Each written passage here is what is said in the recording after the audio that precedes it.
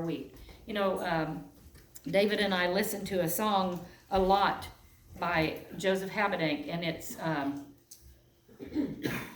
it says, "What kind of man am I going to be? Am I going to be like who they think I am? Am I going to be that person that they think I am? Am I going to be like the one I sing about? Am I going to be like that? When the lights go down and there's nobody around, what kind of person am I going to be?"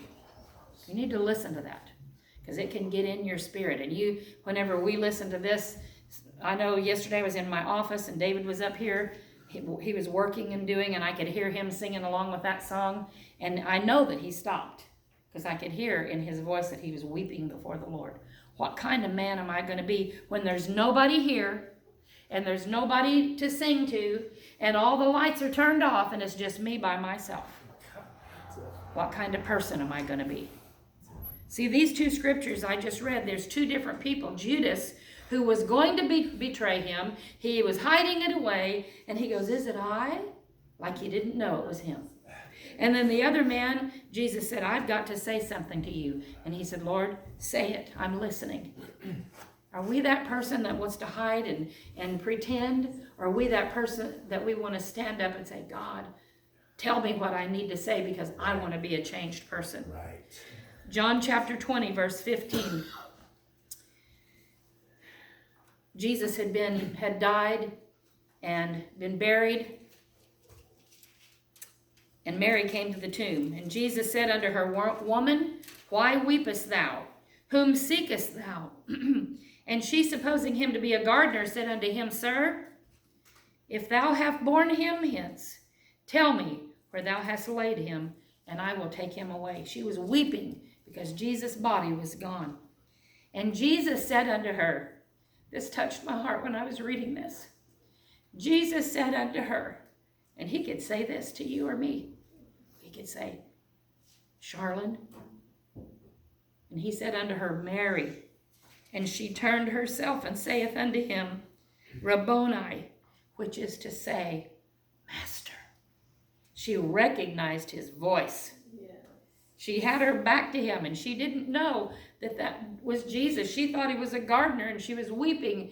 And he said, "Mary." And she knew his voice. And she said, "Master, Master, Rabboni, my master, you're here." And he could say this to you. He could say Sharon. He could say Charlene. He could say Robert. He could say Jim. And we would recognize his voice because we love him, and we know that he is our master. Hallelujah. Jesus said unto her, "Touch me not, for I am not ascended to my Father.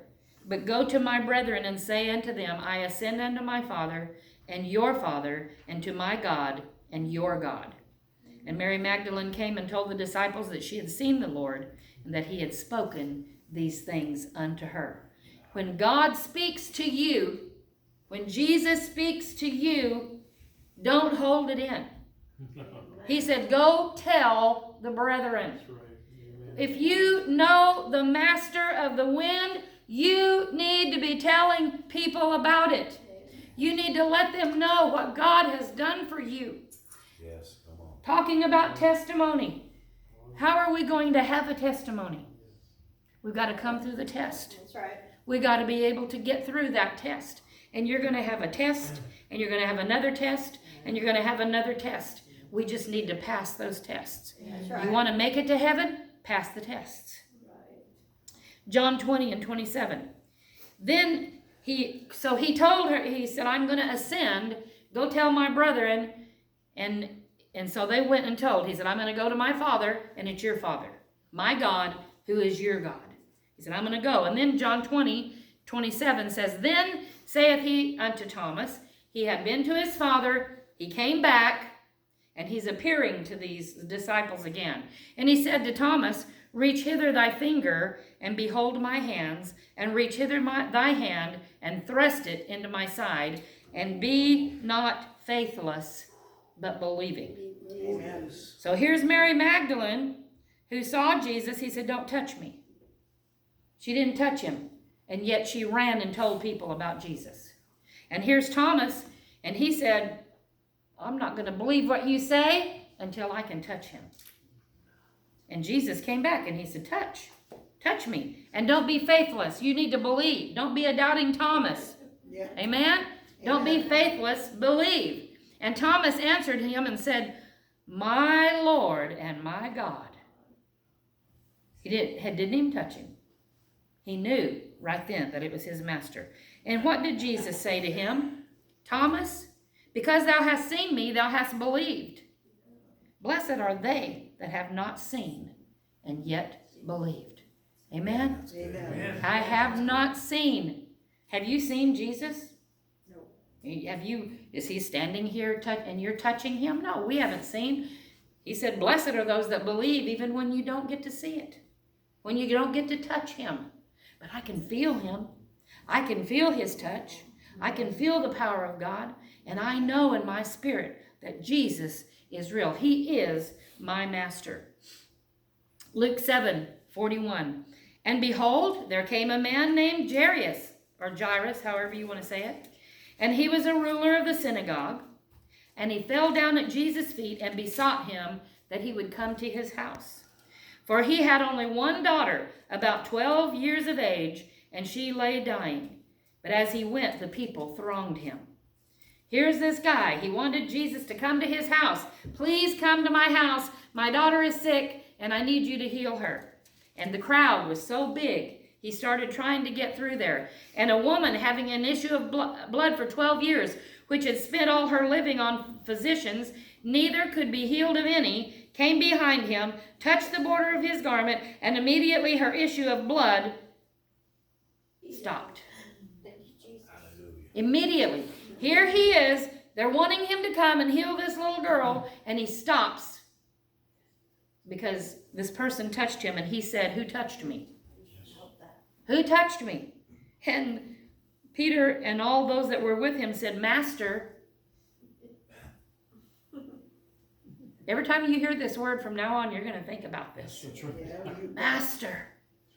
Said, Master, the multitude throng thee and press thee, and sayest thou, who touched me?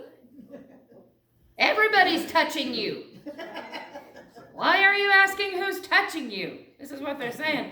Master, we're your followers. But why are you saying that? Everybody's touching you. And Jesus said, somebody has touched me, for I perceive that virtue is gone out from me. Jesus. People can touch you. Wow, that's good. People can touch you Come on. all the time. But I'm telling you, when you live in the presence of God, somebody can walk up to you when you're living in the presence of God and touch you, and you're going to look around and go, whoa. Hallelujah. I felt, God, that was your spirit. Who is this that I'm supposed to talk to here now? Yes, come on. He felt it in his spirit. Not just somebody pushing against him and touching him, but that belief, that feeling that somebody is not doubting, but they're reaching out in belief that he's going to do something, that something is going to happen. When the woman saw that she was not hid, she came trembling and fell down before him and declared unto him before all the people for what cause she had touched him and how she was healed immediately. If I could but touch the hem of his garment, then I know that I'll be made completely whole. Hallelujah. That's what she said. Do you think she just walked right up there and touched his garment? There's millions, not millions, hundreds of people around him.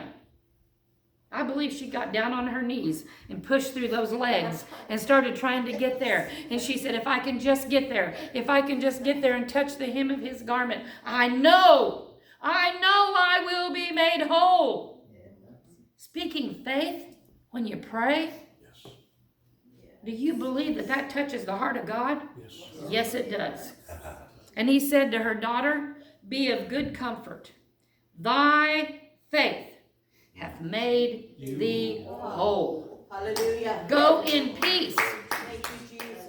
What does that mean? Go in peace. Your faith made you whole. You're healed immediately. And go in peace. In other words, believe and don't stop. Be peaceful about it. Everything's done.